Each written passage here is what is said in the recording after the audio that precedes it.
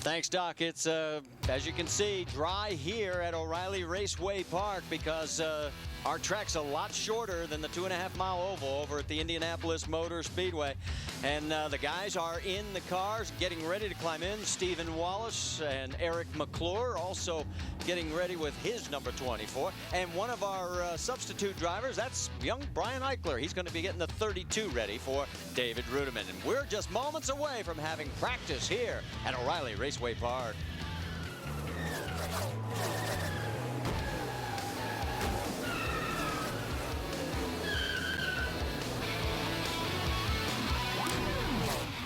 Well, after a morning full of rain, the sun is trying to peek through the clouds, and we are on a dry racetrack finally here at O'Reilly Raceway Park as we are getting ready for our first practice session. And let's get caught up on what's happening down in pit lane. Shannon Spake, you're up. Yep, we're getting ready to go out, practice these cars, but the double-duty drivers are on their way over from Indianapolis Motor Speedway right now. But there was a little bit of confusion here in the 16. Well, not really confusion, but Matt Kenseth, the driver of this 16 car this weekend, was kind of concerned about the time restraints. He comes over here, practices at 1:15. He pulled 13th over on the Cup side to qualify. He was a little concerned that if he did come over here, he wouldn't be able to make it back in time to the big track in order to qualify.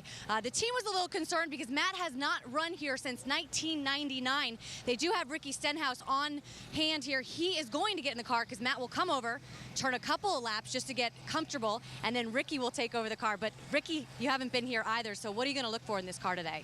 I'm pretty sure that Eddie Pardue and the City Financial guys got this thing pretty good. You know, last year City Financial Ford Fusion set on the pole.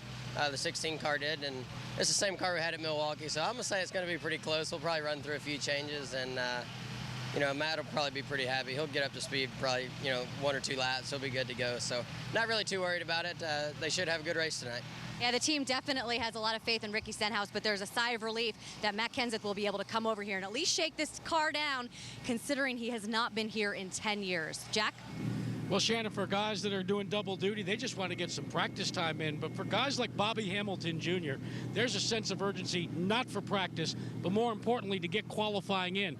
Bobby, when it was raining, you had the look of sad sack, and now all of a sudden the sun has come out. Do you feel as if you've been redeemed?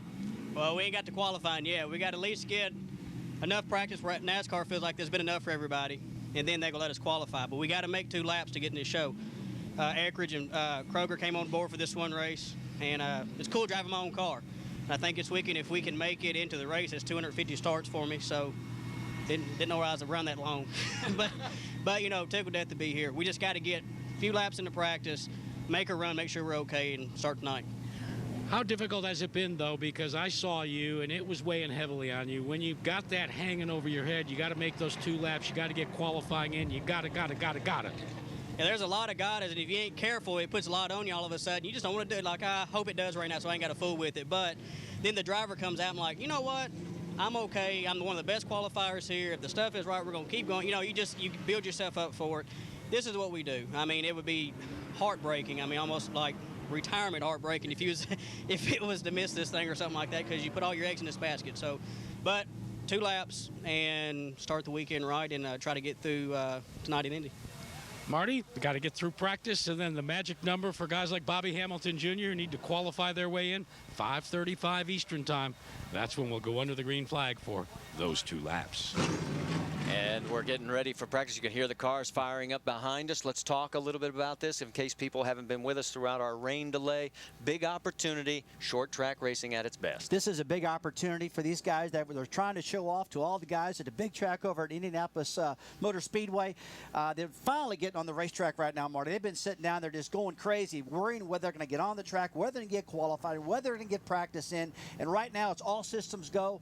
These guys are going to be on the track shortly, and we're going to see a good race. Randy LaJoy, a 2-time winner here. If you're in the cockpit of one of these cars, what are you thinking about now with the fact that we are going to be squeezed a little bit on time? Well, one good thing is we still got a lot of time for practice. Qualifying is not till 5:30 tonight. We're going to have ample time to get the practices in. The guys that need to qualify, like you heard Bobby say, you know, they're going to work on their cars. So that's one good thing. We still got a great afternoon here at practice, and qualifying is not till 5:30. So these guys are going to be all fine. These guys are all jacked up. They had an early practice this morning. These guys are rolling, baby. And guess who the first car out is? Last night's winner in the truck race, Ron Hornaday, as he, in the number 33 car right there, made history last night, winning his 4th race in a row in the Camping World Truck Series. And congratulations to Kevin Harvick and Delana and the entire team. It was a great race last night. 4 trucks coming down to the finish line. He might not even went to bed last night. What do you think? Oh, he's pretty pumped up right now. This 33 car, we talked earlier about Kevin Harvick last weekend, had one of the best runs this car's ever had. He really thinks that he's caught up with the Gibbs guys. The car looked fantastic. And I got to believe that Hornaday in this 33 is going to be unbelievable tonight. After that win last night in the Truck Series, and this car, the way it's been running, he's probably one of the favorites to win this race tonight, guys. Randy, let's take everybody through the process here in the early going. We have a totally green racetrack, so what are the guys going to do here early? Well, normally this racetrack, middle to the high groove is the first one to come in. They're going to have to really work on that low groove tonight. So you can see these guys mainly running in the middle to the center of the racetrack, up to the high side. And one of these things you got to watch, Hornaday just almost got the right rear end to the fence, and that happens a lot here. You see a spring rubber already. So one of the crew chiefs is like, okay, is that mine? Is that yours? We may get a caution because of that. We'll wait and see if it's in the race line. Helicoptering over from Indianapolis Motor Speedway. Report is that it will be Kyle Busch climbing out. He's got his Snickers driver suit on. He'll be making the change over here and climbing in to get set up for tonight's race that you'll see starting at 7:30 Eastern over on ESPN. Meanwhile, Carl Edwards has already made it here to O'Reilly Raceway Park. A little bit different paint scheme than we're used to seeing the last few races on the number 60, but we'll get used to it very quickly as Carl gets ready to go out. And remember, last year, boy, he put on a heck of a performance. Down 3 laps after having an oil line come loose early in the race. Finally got back on the lead lap and finished 11th. Marty, he is one of the guys that definitely will run good at this racetrack. I base a lot of the stuff I say about Carl off some of the previous racetracks he's run at. He was really strong at Phoenix, Arizona. They run this style of tire out there. He dominated at Milwaukee, ran that same style of tire. I expect Carl to be so good at this track, I think he's going to be just fine. All right, there is the spring rubber, and let's see if we can figure out, did it come out of the 33? Yes, it did. Looks like the right rear. So, I mean, that's only about a 5-pound spring rubber, it looked like. And remember, you talked about he almost hit the wall? Oh, it did. Oh, man, I tell these guys, you know what, that's the deal. He's coming here right now with so much confidence after winning that truck race for last night. He just jumped on the throttle and went for it. Rubber fell out and he got in the wall, and that's not good early. You know, one of the things that happens here, Rusty, is when you get your marks to figure when you're in the middle of the corner, you're looking at the straightaway. You come off these corners, and this straightaway wall, they're very shallow. And you lose them.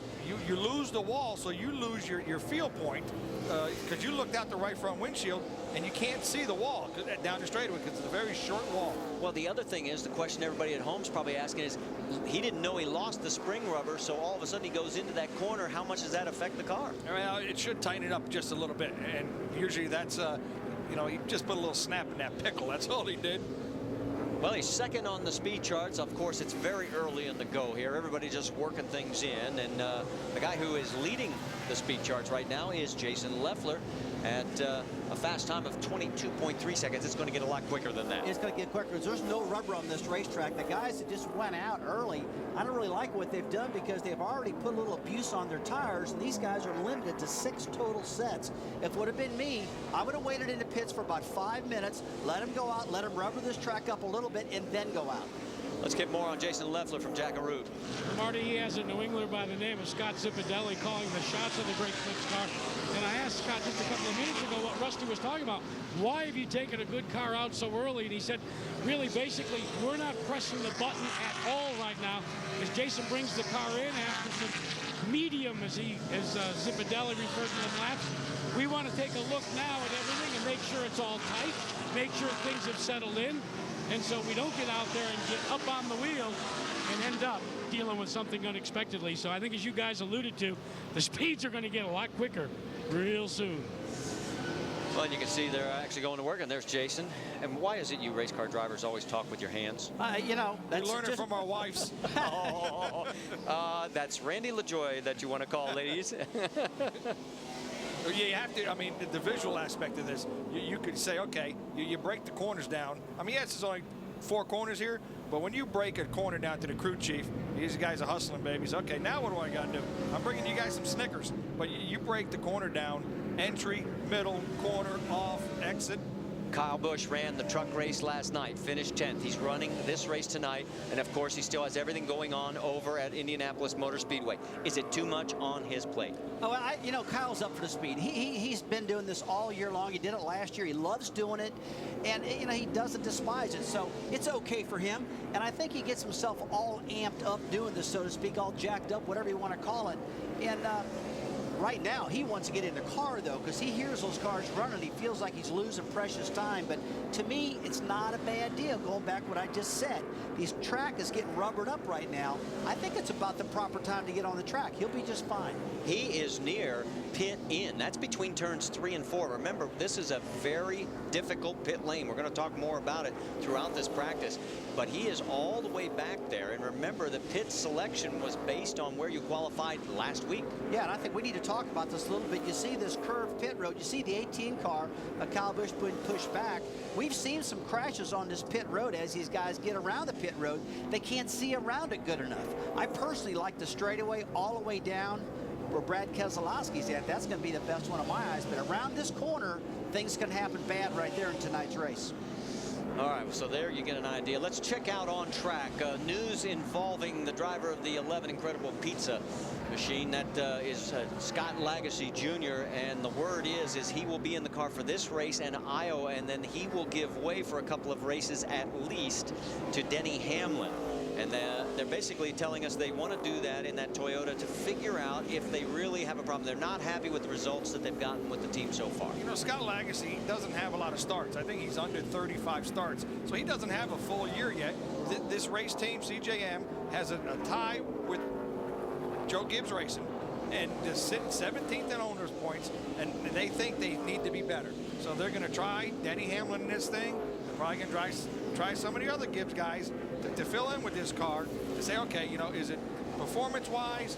Why aren't we better, and why are we 17th in points? Well, I hate it for Scott, because Scott's a great driver, I think. I think he's a good driver, but as a car owner, I can totally understand why they're doing that, because you feel like you're lost. What have I got to do? Look, I've got this involvement with Joe Gibbs. They got the bodies on the cars look fantastic. They got good engines, all that. It's kind of a little bit of a look and see. Let's reevaluate where we're at.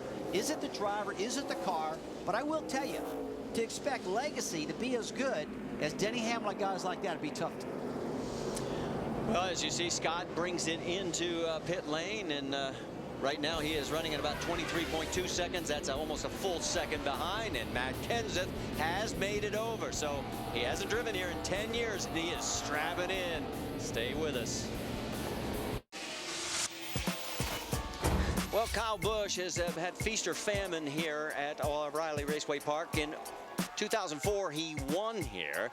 And then, of course, last year was dominating as he led 197 of the 200 laps. And there was a lot of action going on behind him, but he was in control as young Colin Brown finished second right behind him in the 16 City Financial 4. But there he was. His other 2 starts, though, 20th or worse. So out of the 4 starts, like we said, it's feast or famine. And there he is out on track right now. And he is currently 11th on the speed charts. You got to believe he's got a little bit of an advantage from running that truck race last night. He kind of feels comfortable. It's not like Matt Kenseth, who's going to jump in the car, and he's got to spend some time to figure the track out. He's had 200 laps last night to understand the groove and what this place is all about. And he's won here last year, Randy. That's got to be a big advantage. Absolutely. I don't believe a lot of guys that do this stuff all the time. Matt Kenseth, after 10 laps, it's like he's never left the place. Shannon, you've got more on Kyle? Kyle Busch pretty quiet on the radio right now, which leads me to believe that he's pretty happy with the car. But you see on the right side of the screen right there, Johnny Sauter. Kyle Busch has got to be back in the helicopter at 2 o'clock in order to make it over to Indianapolis Motor Speedway. He pulled 18th for qualifying today. So Johnny Sauter, because we will have about a half an hour left in the practice session, is on standby. And if the team feels that they need some more practice time for this 18, he will jump in the car and do so. Well, here's the dichotomy, and I wanted to discuss this with you guys.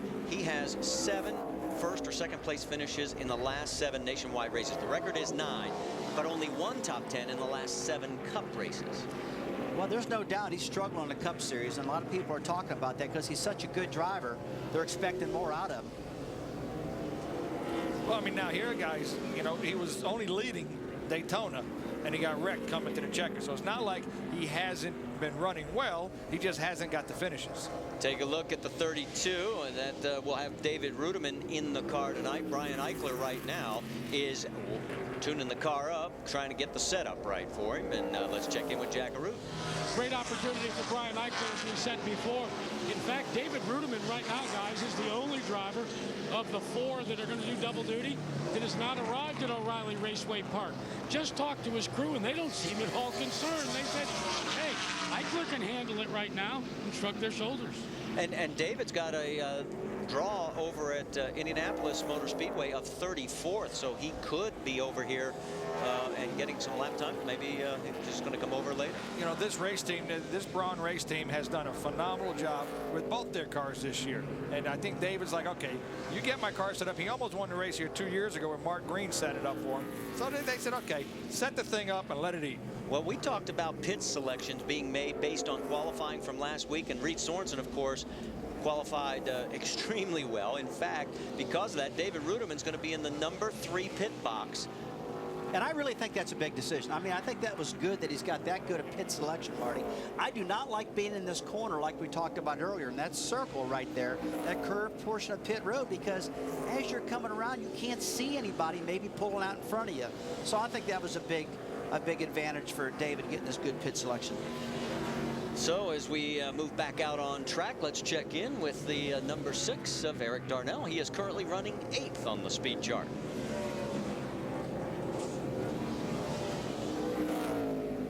Taking a look at the line last night in the truck race, and we've known this for all of the times that we've been here. You can try and run the bottom of this racetrack, but it's flatter, it's harder, and you really got to have some grip. Oh, this place is really painful to watch because the racing on the bottom, the racing on the top, and you're waiting for one car to clear the other, and it never happens. They keep running side by side, and you wait for them off the exit of turn 2 and off the exit of turn 4 to slide up in front of a guy. And you know what? That is one thing that's so cool about this racetrack. And the question always happens, why does that happen? And it's because the bottom lane of this track is flatter than the top lane. There's more banking up on top of the track. One of your 2 team cars on camera right now, Rusty, that's Brendan Gaughan, and currently he just moved up to 14th on the speed charts, but his last 4 races have been outside the top 10, and he has dropped to 10th in the points. You getting concerned? Well, I mean, I think he's getting concerned. He was really upset with himself last week, and he got in a crash with Ricky Stenhouse, and he really took the blame for it, and he just shook his head and thought, man, that's not going to happen again. But this is a week he needs to get back on track. He likes this racetrack. He's run here a ton in the truck series. He feels like he's got a lot of experience here. Shannon, what's the latest from the 62 Cam? Well, I spoke to Brendan Gaughan this morning, and he was really looking forward to the race here this weekend. He said this track fits his style. And let me explain a little bit. Brendan Gaughan loves the high line. He drives that high line all the time, says sometimes that's his weakness because he'll overdrive the corners. Well, here at ORP, of course, the high line is where you want to be. The only bad thing for Brendan Gaughan is he said, hey, that's where everybody else wants to be too. Well, as you finish up, Shannon, I want to remind everybody it is a huge sports weekend in Indianapolis. We're racing here and also over at the Brickyard, but also the 2009 Olympus US Open Series, which is here in Indianapolis, right in the heart of downtown, will be seen on ESPN Classic. So if you are a tennis fan and you're wondering why you're seeing race cars, it's because of the rain, and we're going to move the tennis over to ESPN Classic so that you can see it there.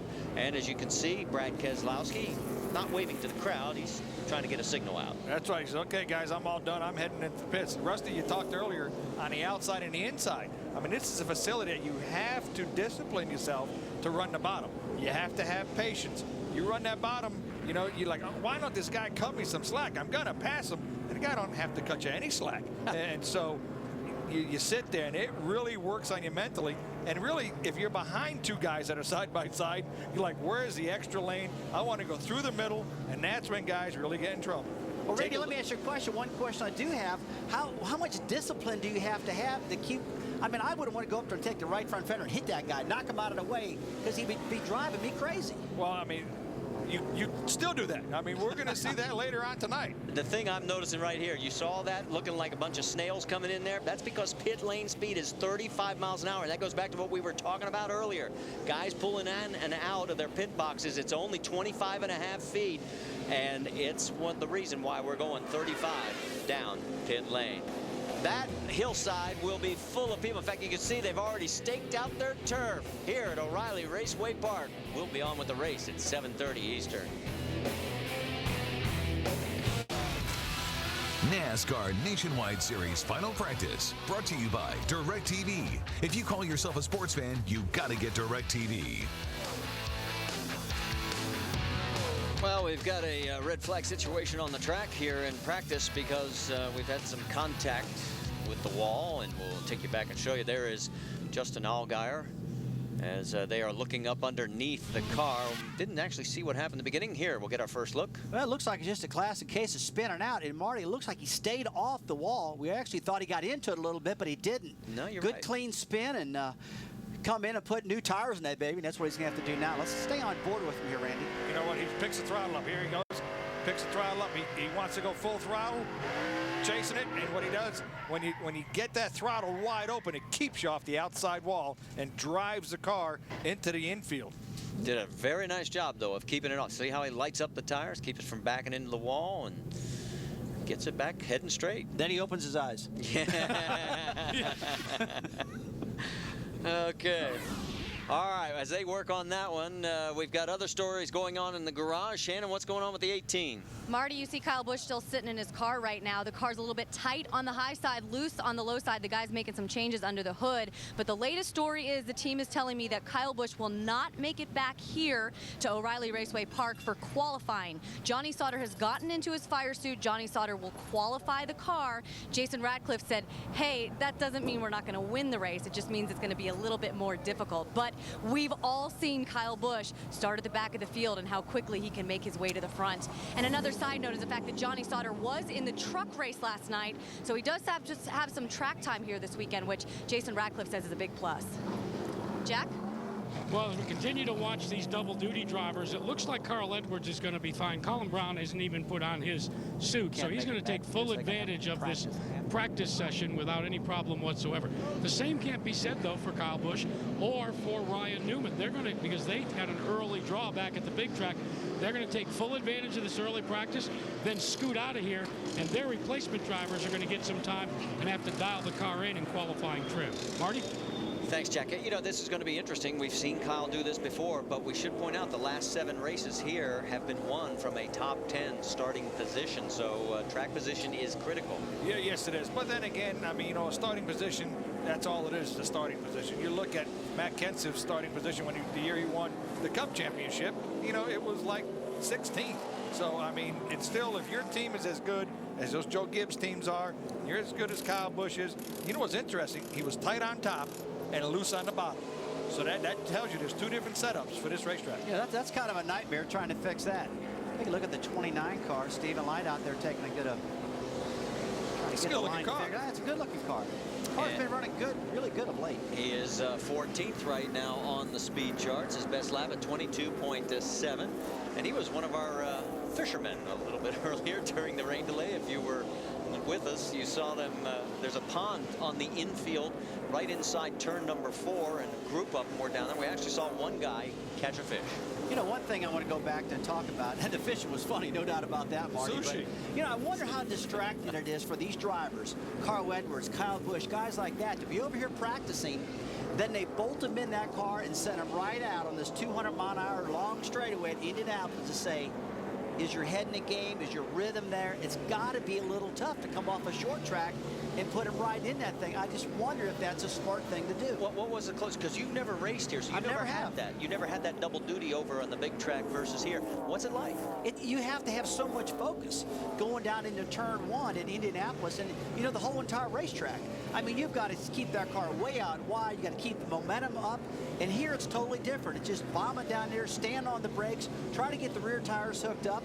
Whole different style of racetrack. We talk about getting the rear tires hooked up. I thought he was loose on the bottom. That was loose on top. So he must have worked on it. You know, I think it's easier to go from a small track to a big track. I went from Dover, Delaware, ran my first ever NASCAR race at a speedway, flew home to New London, Connecticut to do a little short track event. And going from that big track, a 1 mile track at the time was huge, go to a little quarter mile, I forgot to lift. I mean, you tried running through, you're like, because your timing's all messed up, and you're like, okay, it's such a short track, I'm going to keep it wide open. So what row of the grandstands did you end up in? About the third. Take a look at Trevor Bayne. Another one of our rookies is the youngster. The youngest in the field this week at age 18. And you can see he's had 3 times where he's finished 12th, looking to crack the top 10. Rusty, here's a name that's been helping Trevor is Gary Bechtel. Gary Bechtel has been involved with Trevor. He's a talent. He's a good kid. He's a heck of a race car driver. You know, this race team, Michael's Nationwide team, has been together probably the longest out of all Nationwide guys. He's done a good job. We've been watching him week after week, and he hasn't been tearing any cars up or crashing. He's been pretty solid, but one piece of advice I would give him is pull his visor down. Doesn't need dirt in his eyes out there right now. Well, that's right. Or else change shields if it's too dark, because if you got in a crash, you got in a fire, and that visor's up. I mean, these are things that you need to tell rookies, little things like that. You need, doesn't want to practice like that. Well, this is his first time here. Yeah, he's one of 15 attempting to make their first race ever here at O'Reilly Raceway Park. And he just moved up to 4th on the charts behind Leffler, Bliss, and Hornaday. That's some elite company. Man, it looks like he's got a school bus steering wheel. Yeah. That thing's huge.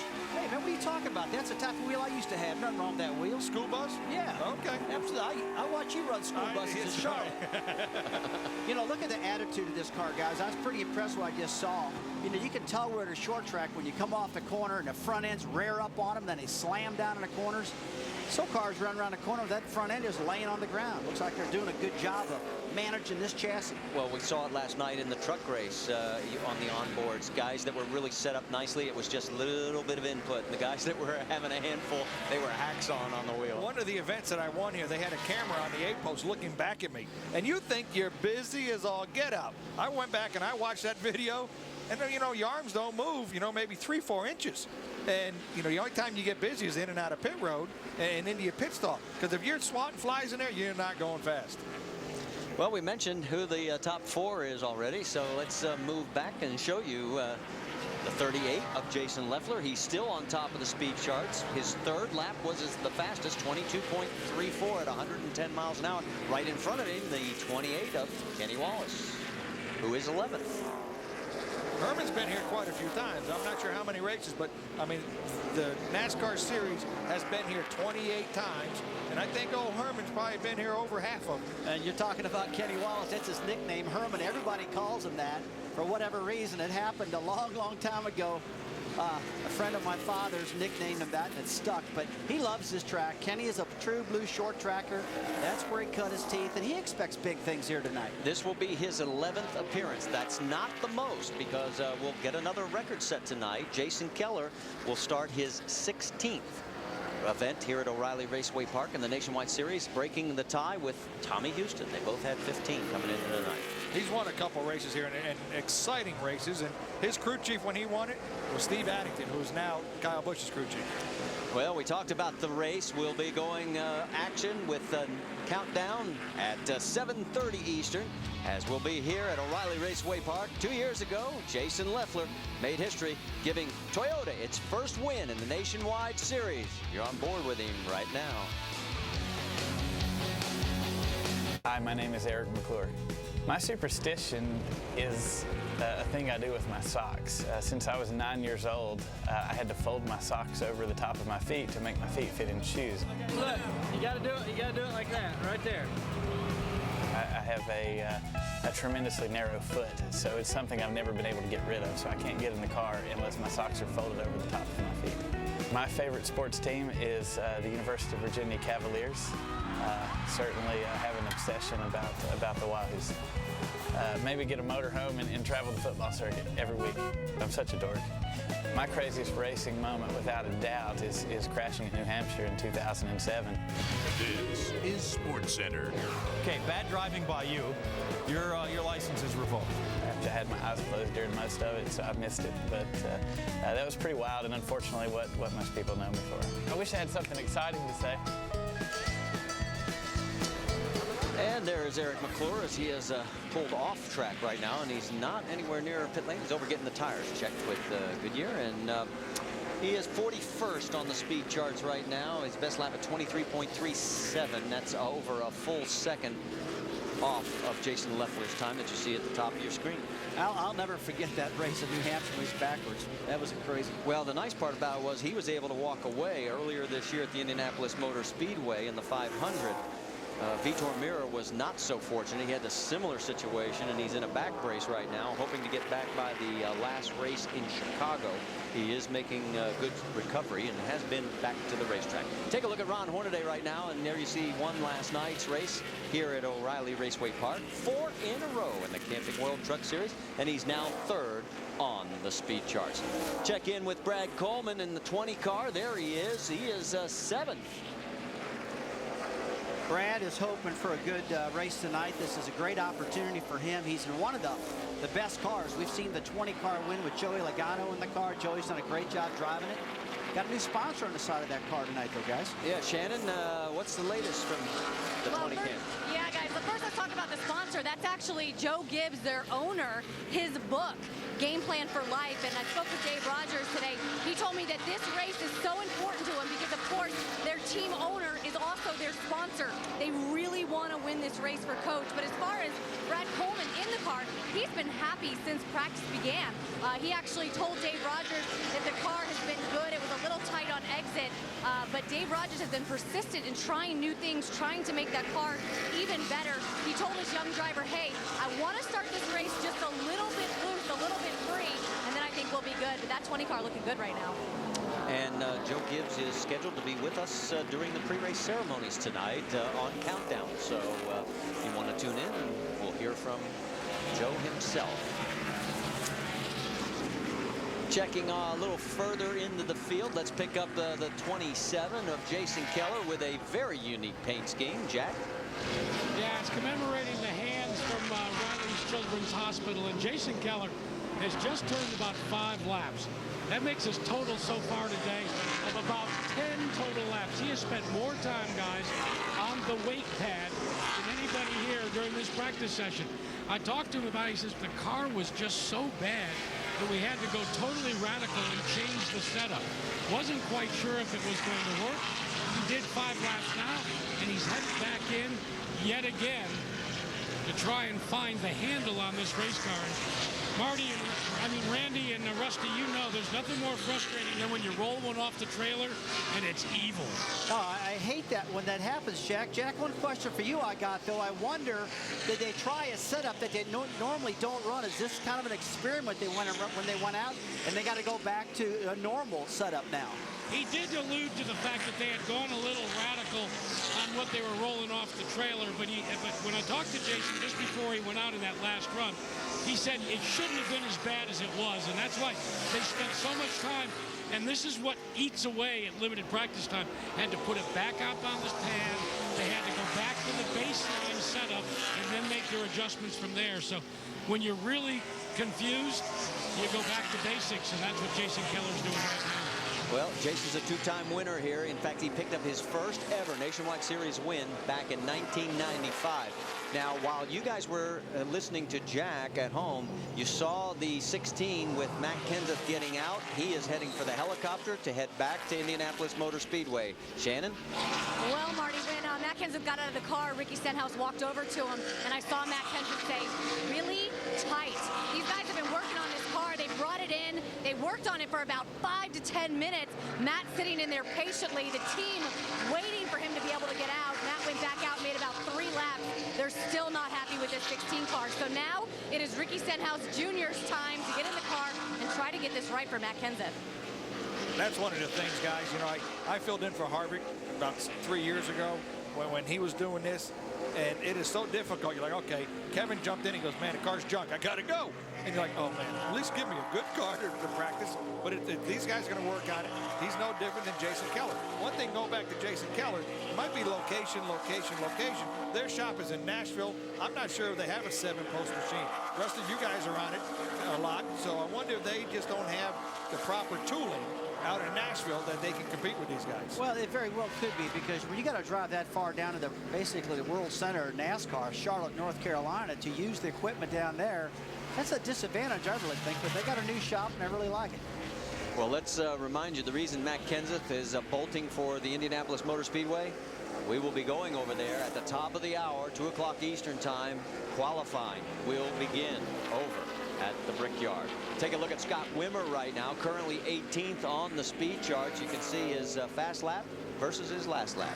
Marty, I'll tell you, Scott Wimmer is a short track ace. Grew up in Wisconsin. It's all short tracks up there. And for him to be driving this 5 car, this Dale Earnhardt Jr. car today, he's got to be loving life at the moment, because this is a really good car.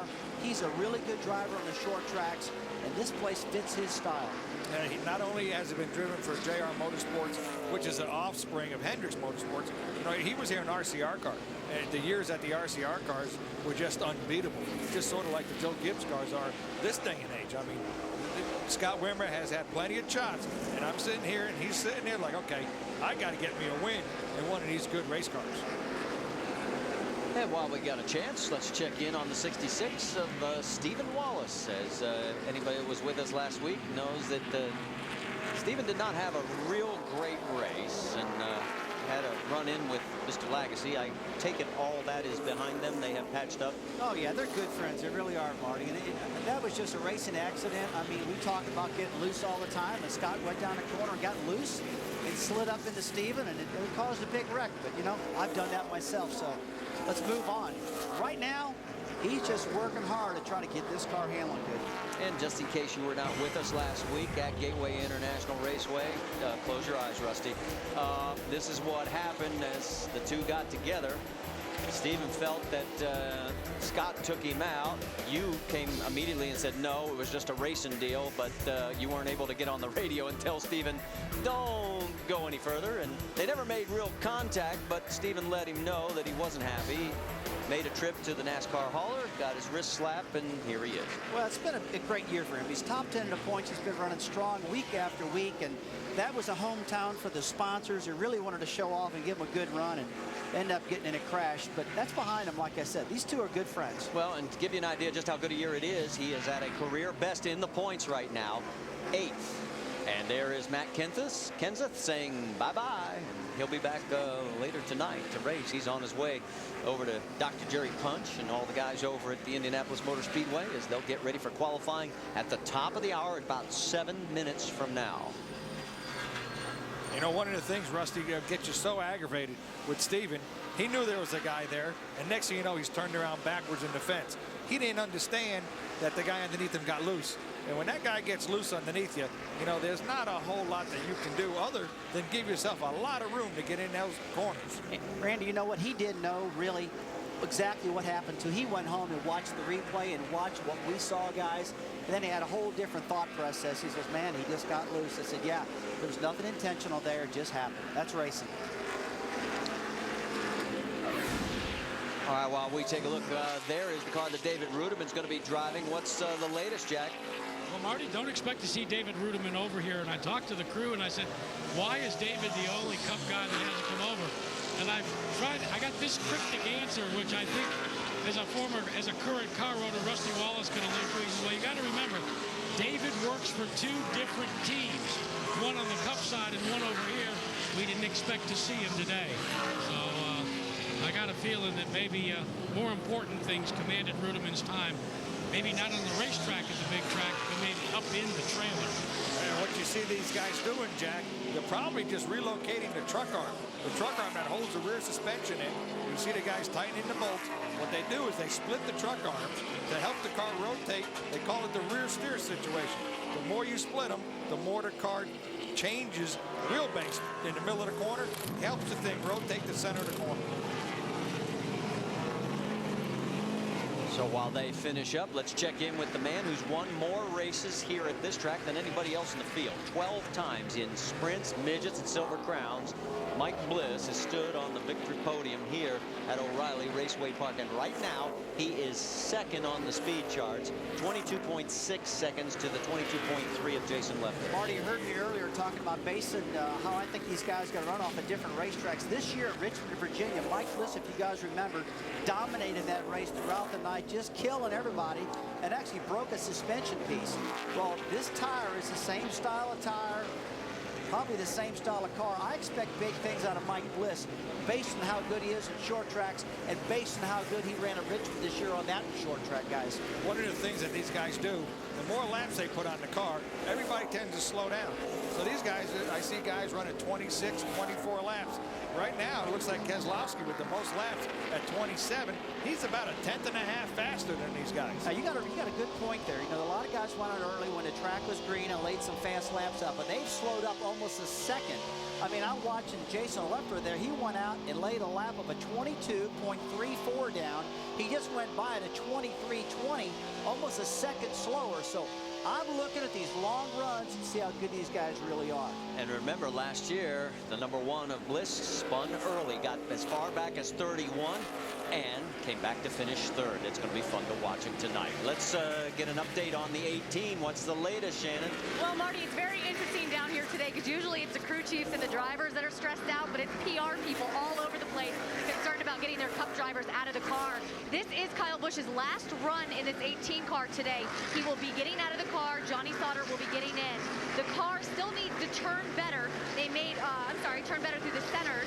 They made front shock changes to the 18 car. Right now, Kyle Busch has not said anything over the radio, but they are telling him he needs to hurry up and get back here so he can make it over to the big track for qualifying. Yeah, Matt Kenseth is 13th in the qualifying order over there, and Kyle Busch is 18th. So, yeah, he's getting ready to come in. Well, the good thing right now, guys, is they've all had practice. You're talking Carl Edwards, Kyle Busch, guys like that. We've had enough runs right now. If NASCAR said, hey, we got rain, we got to start the race, everybody's in good shape right now. One of the things we're going to see, guys, 30 laps, 1 second difference. 30 to go. These guys come in and put tires on tonight. Remember, you get one more set of tires in this series than the truck guys got last night. So tires will play a key role in tonight's race. Here is the practice speeds for the top 10. You can see it starts with Jason Leffler. Trevor Bayne still holding up in the #4 spot. And Terry Cook, obviously, he's got that qualifying setup. Probably going to be a start in park. Kyle Busch, Carl Edwards. Carl's 9th, and Kyle is 10th.